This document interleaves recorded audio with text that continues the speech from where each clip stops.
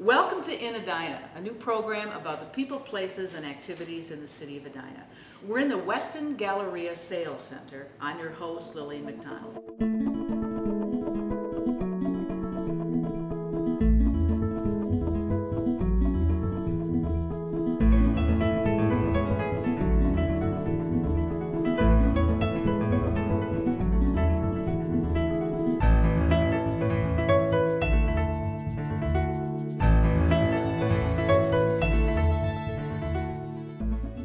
We have two guests with us today. We're going to talk about the City of Edina Fire Department, some special activities that are coming up. First, we're going to talk with Fire Chief Marty Shear. Thank you very much for joining us. Thank you, Lynn. We really appreciate it. Thanks for having me. We understand we have an open house coming up October 8th, 1 to 4. Tell us all about it. Well, the open house is a great event. We have about 1,000 people every year that show up for the open house. Great event for the kids. The kids will have an opportunity to come out, try on firefighting gear. They can spray a firefighting hose. They can sit in the fire trucks. They can look at all the different demonstrations we have.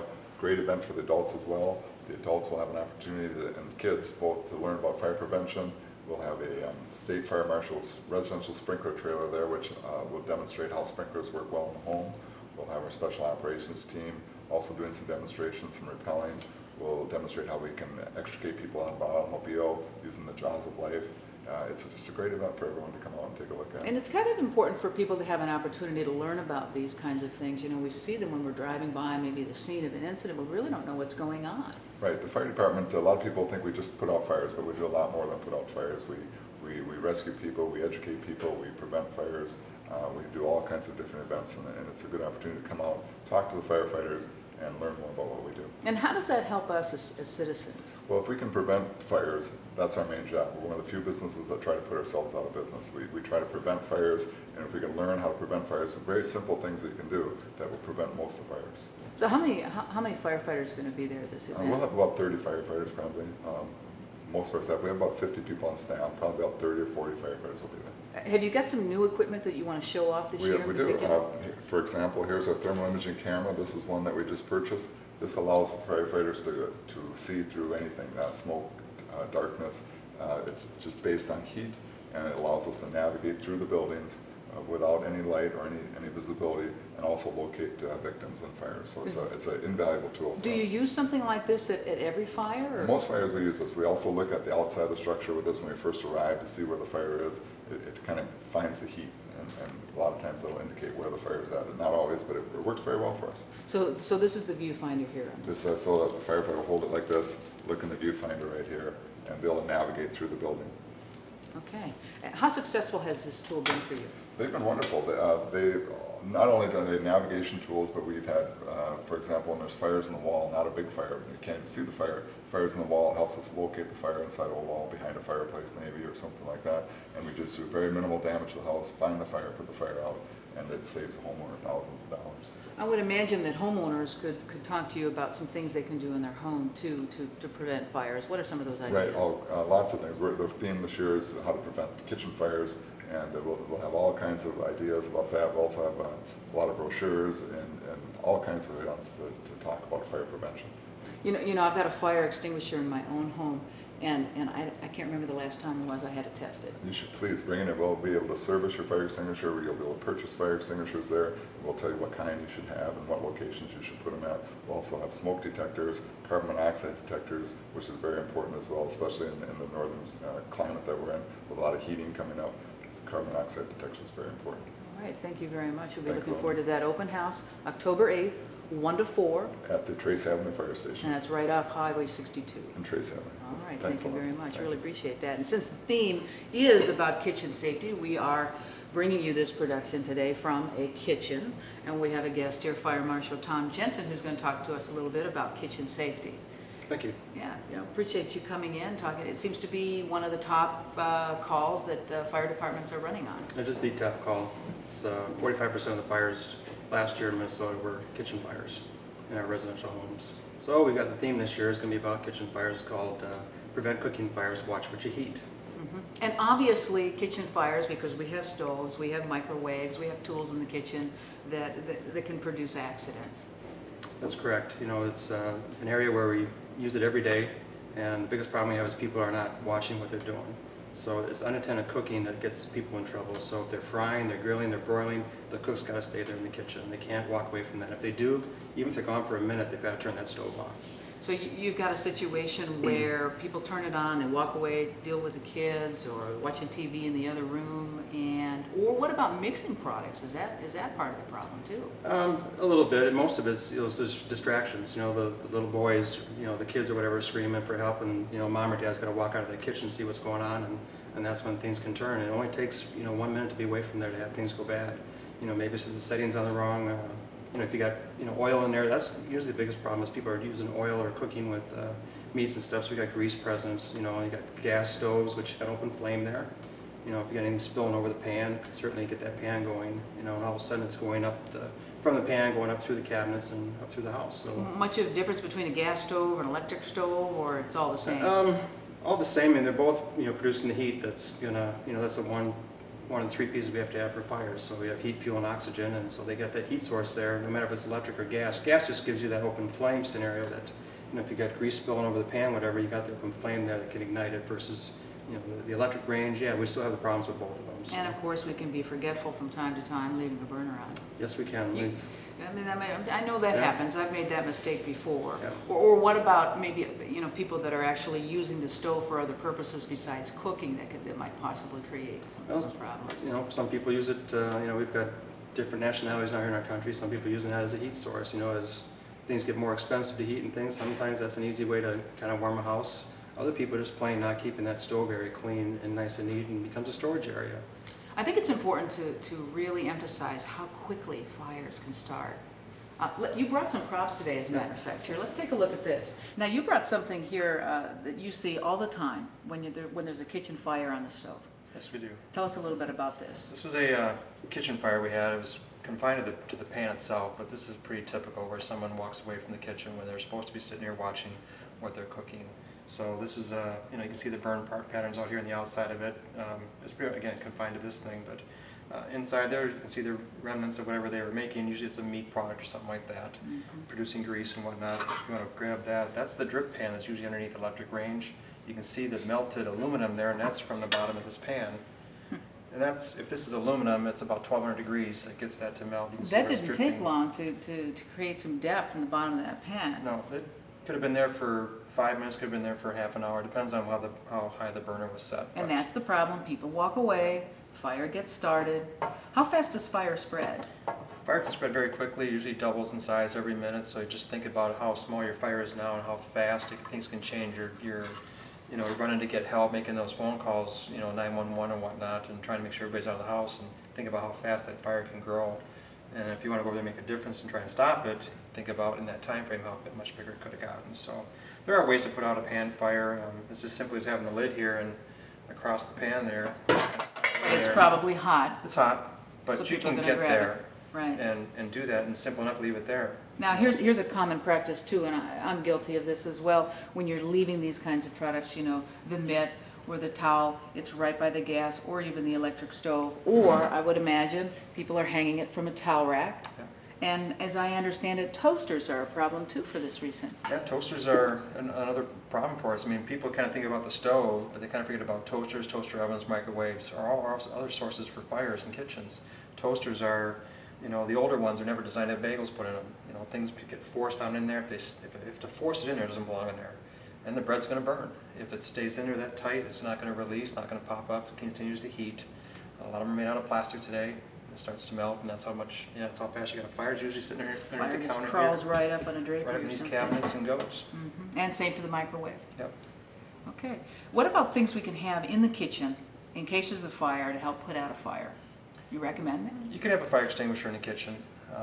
Is that the best way to go? Grab the extinguisher, start putting No. it out yourself? No, the first thing you got to do is call 911. Okay. You've got to get the fire department started. You just don't know where this thing's going to go and how fast things can change. So, you may be able to go there and make a difference. You've already evacuated everybody out of the house. So the last thing you're going to do is maybe go back and try and fight that fire. And if it's still small, yeah, some people can handle it. If you have no experience with fire, you have no business going and playing with this stuff. So it's 911, everybody out, and then deal with the situation. Decide, make that decision. Now there's some things you can do with tiny hands that like to hang out in the kitchen and reach up and grab handles, which you probably want to keep it to the side so they can't grab handles, but it's bound to happen. What about kids in the kitchen? Well, kids are curious, you know, especially the young ones. They're trying to learn, watch what mom and dad are doing in the kitchen. They learn by doing, so they're trying to imitate a little bit. And the best thing for the parents to do is create what we call a kids-free zone around the stove. And it's about a 3-foot area out here. And just, you know, kids, you got to stay away while mom and dad's cooking. So just kids-free don't go on zone, just about out to Up here. there, yep. Okay, keep the distance back. You can tell them about what's going on in the Sure. stove. Maybe make them little helpers in other ways, just not by heat and fire. Yeah, they can be involved, but they got to stay away from here and keep these handles turned. The last thing you need to do is have your back turned. All of a sudden, they reach up, grab that pan, they're pulling whatever's in there on top of them, and that skin is very fragile in those kids. Now, it may sound like a little thing, but kitchen fires are the #1 calls you guys are running on. Is that right? Number one. It's 45% of the calls last year in Minnesota. Number 1 across the country. So it's simple things we can do to take care of ourselves in the kitchen. You've got some more resources that are available. Where should people go for that? Well, we'll be getting out in the schools here this fall. We'll be out teaching probably about 70 presentations to all of our daycare centers and schools. We'll be touching the kids from preschool up through 2nd grade. And so we'll be focusing on fire safety, but a big focus on kitchens. So we'll be doing a lot of education programs in the schools and then, communities. We're going to take some brochures and try to get out to our senior center and try to reach that senior population, because they are also a big problem with our kitchen fires, where they are forgetful and where they start starting the stove and they sit down on the couch for a little bit and they doze off, and all of a sudden, you know, things are turning bad there. So we're going to try to reach out through our senior center to them. And then residents can go out to NFPA, it's the National Fire Protection Association's website, nfpa.org, and there's lots of stuff out there about all kinds of fire safety, but again, our focus this year is on kitchen safety. All right. Well, I thank you very much for the information. It's helpful. We Thank learned a you. lot today. Thanks, Tom. Appreciate it.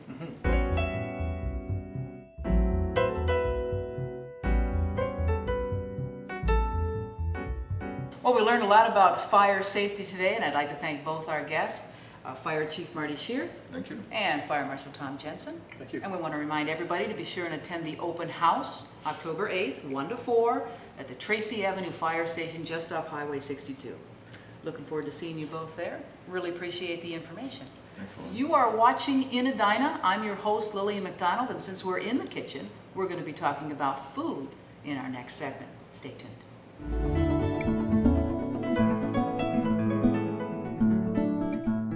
Welcome back. We're in the Weston Galleria Sales Center. I'm Lillian McDonald, your host, and you're watching In Edina.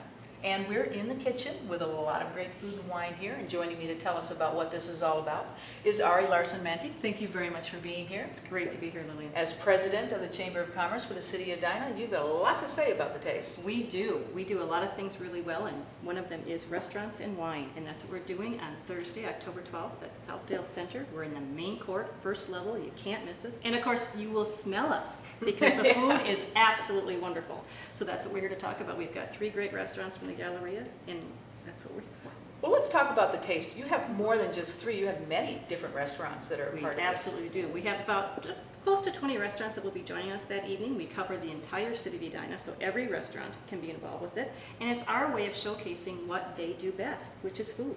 And so we'd like to have the community come and join us, come and sample all of these wonderful things, and of course, sample wines from the city of Edina liquor stores, which are going to be highlighted. So if people are looking for things to do or new restaurants to try, Absolutely. here's an opportunity to try them on for size. Absolutely, and they give unbelievable portion sizes, so please do not eat before you come, because this truly, you eat your way through Edina. And we're also going to have live cooking demonstrations with 2 of our fabulous chefs in town, and we're going to have Sue Zellickson with us, who's going to be talking about what they're doing, and I think it's going to be a fabulous evening. And of course, we have entertainment, so come and hear that as well. You know what, I'm going to appreciate too an opportunity to learn a little bit more about wine. Which wines go with which meals? You're exactly right.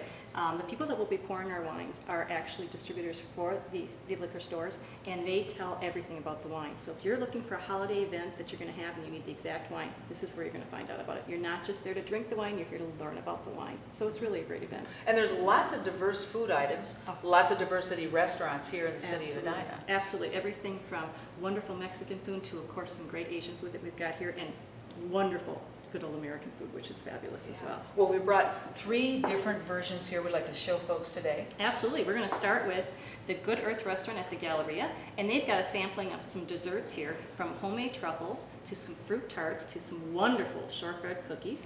And then they've got this great fall dessert that they're going to have, which is a rustic apple pie. It just looks wonderful, so fallish, Sure doesn't it? does. And this is really the showcase item that they brought in this morning. And it is a squash, butternut squash with wild mushroom lasagna. Oh, it just smells wonderful. That is a giant, It is. giant It is. portion. It is, absolutely. And of course, we have some wonderful Pinot Noir, and it is a bogle, and we're going to showcase this with it, and it's a good earthy tone to bring up all the great flavors of that lasagna. So this will also be available at the Taste of And of Edina. course, Good Earth, all Oh, organic foods. fabulous. So very tasty. Absolutely, just And wonderful. a very wide variety of menu items too. Exactly. So it's going to be a really fun evening with them. Excellent. Perfect. And then here we've got a relatively newcomer to Edina, which is Cozy Steaks and Seafoods. And they, of course, have the steak and the seafood with us. Beautiful lobster tail, wonderful looking piece of steak, and it just is plated so lovely with the drawn butter. And here we are looking at a Rombauer, which is a Cabernet from Napa Valley. This is a great wine to finish off a steak, and it's going to be just wonderful with this meal. And come and learn more about the cab, and it's going to be wonderful at the Taste of Edina. You know, what I'm learning from this too is meal planning sometimes day in, day out, year in, year out for the holiday seasons. You need to come up with something new. Exactly. So new recipes and new family items, things to serve. Absolutely. And new restaurants to try them at and come and entertain with. Exactly. So if you don't that'll want to cook at home, come to our great That'd restaurants. be a nice break, wouldn't Absolutely. Absolutely. it? How about this one? This one is a wonderful dish from the Big Bowl, again at the Galleria, and it is a Thai hot pepper chicken with basil and peanuts. Doesn't that look fabulous? Sure does. And it's served with, it teamed it up with an Evolution. It's a white table wine. And my understanding from the people at the Edina liquor stores is that this is a fabulous wine to serve with any spicy dish, which of course the Big Bowl is known for, fabulous spicy oriental dishes. So it's a perfect match, and in anything that you can serve with a little kick to it, you want to look at that Evolution wine. So no matter what your taste, Exactly. you will find your taste at the Taste of Edina. You will. And Coming up. that is, of course, Thursday, October 12th at Southdale Center. Right. Now, who benefits from something like this? The proceeds from this event actually go into the general coffers of the Edina Chamber of Commerce. And the reason that we do is we put on programs all year long for the city and the surrounding community. And we have one of those coming up, in fact, later this month. It's a gubernatorial forum at the Sheraton, which we'd love to have the community come and hear the people that are running for governor for the great state of Minnesota. So it's a True community event then. absolutely another community event that we're putting on, of course sponsored by our great businesses. And if I could add, one of our major sponsors of the Taste of Edina is TDS Metrocom, which is a great communication firm that's in Edina. Great. Now, Yeah. Taste of Edina is a part of the 50th annual celebration for It Southdale. is at Southdale, isn't that fabulous? Big event. We are right smack dab in the middle of their big birthday party, so come on down and enjoy us. And please check our website for some discount coupons. And also the city liquor stores will have some hang tags on the wine bottles for $5 off the event. And please come and pick those up and enjoy the evening. And tickets can be purchased From the Edina Chamber of Commerce, from our website, www.edinachamber.com. All right, so this is one event of many going on at Southdale as part of the 50th anniversary. Exactly. Well, I want to thank you, Ari, for being here. We really enjoyed the information you shared, and I look forward to the Taste of Edina. Please join us. It was a pleasure to be here. Will do.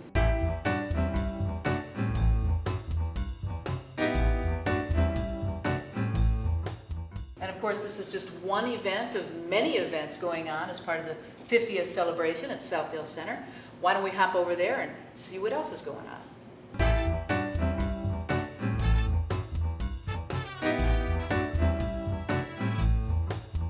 We're really excited to talk about Southdale's 50th anniversary.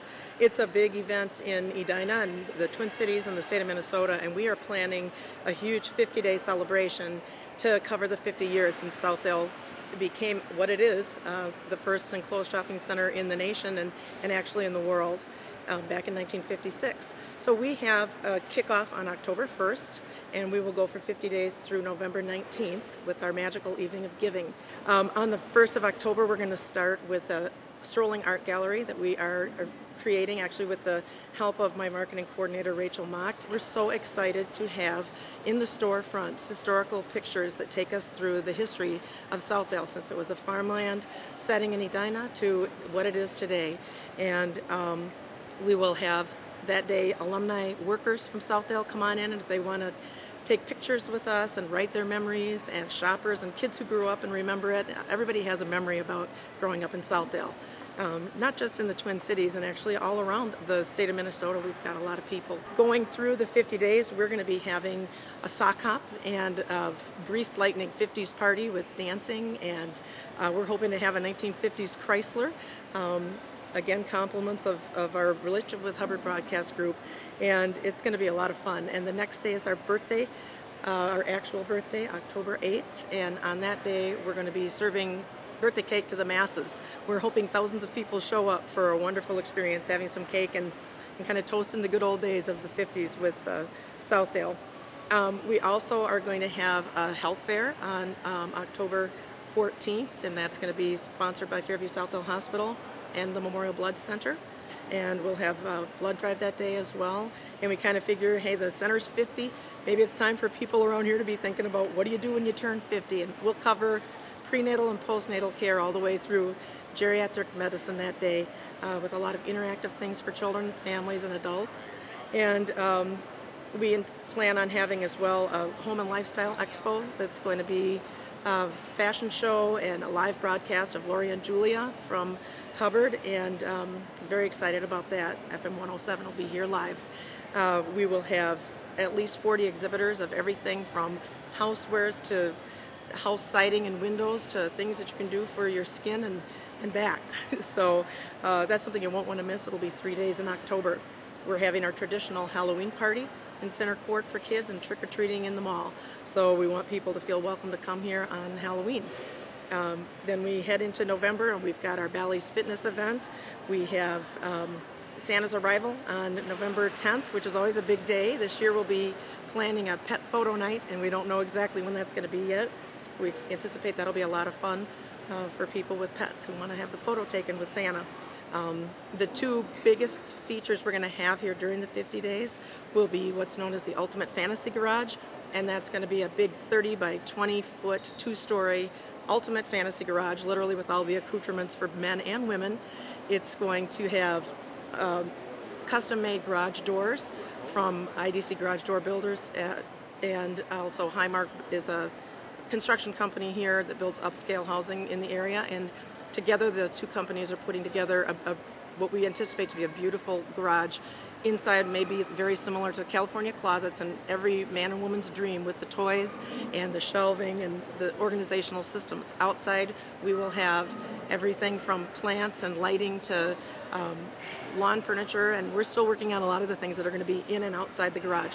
That'll be a 3-sided open display that'll be up effective October 1st all the way through the November 19th date. And in addition to that, we have KSTP Channel 5 Eyewitness News Lounge that's going to be down in our district right outside of California Pizza Kitchen and by the escalators leading up to Cheesecake Factory and P.F. Chang's and Maggiano's Little Italy. In there we're going to have a tripod of big screen TVs that play football games, college football. We're going to have a special party of the Vikings and the Packers on December 21st.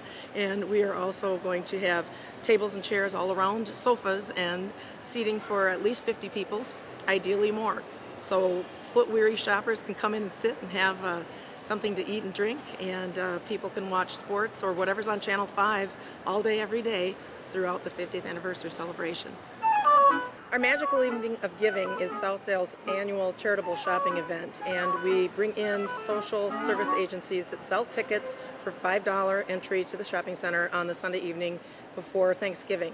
The center closes at its normal hour at 6 o'clock, and we reopen at 6:30, stay open until 9, and anybody who purchases a $5 ticket with the proceeds going to charity can come in and shop. And they get to take advantage of specials that the stores all offer, and we'll have incredibly wonderful things going on that night because it is the culminating night of the 50th anniversary celebration for Southdale. So people can come here that night and they'll be able to be participating in the drawing for the Aspen SUV giveaway for a 2-year lease, as well as a vacation for 2 anywhere in the world. So that's just 2 of the big things happening that night. There will be many other different things happening, and people should stay tuned for more information, and we'll keep you posted.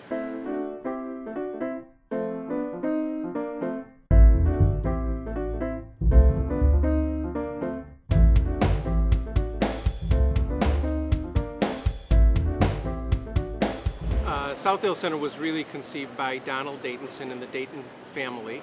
of the Dayton department store in conjunction with Victor Gruen. In about 1950, they announced the concept of building Southdale and brought in a consultant from Seattle and Victor Gruen to really bring together their idea of capitalizing on the movement of people out into the suburbs.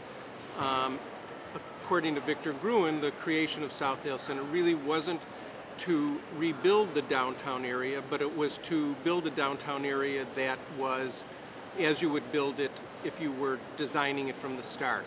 Edina was really progressive in its planning for many years. I believe in the early 20s they were the first city in the state to pass a zoning ordinance, and Edina's history of really planning for the future made it perfect. The words that I heard that were used to describe the opening were enormous, and that the center was described as iconoclastic. There were reporters from every major magazine around the country: Time Magazine, Newsweek, Fortune, Business Week, Women's Wear Daily. It was really an iconoclastic, an important event in the history of retail, and many people came. There were dignitaries all assembled to discuss the opening in this momentous occasion.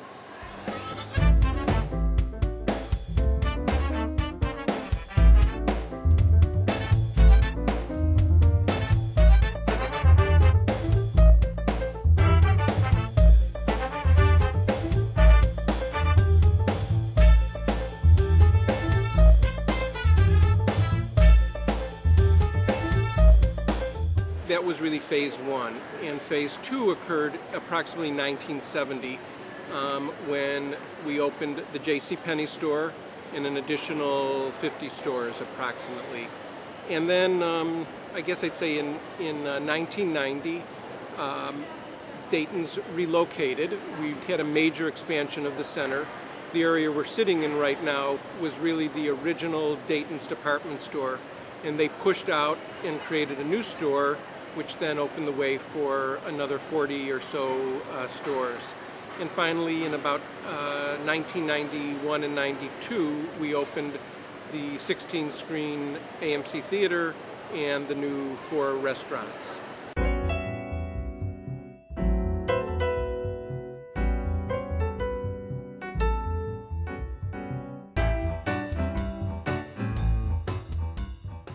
Well, as you can see, there's a lot happening in Edina, and we hope you enjoyed our program today. I'm your host, Lillian McDonald. We'll see you again on In Edina.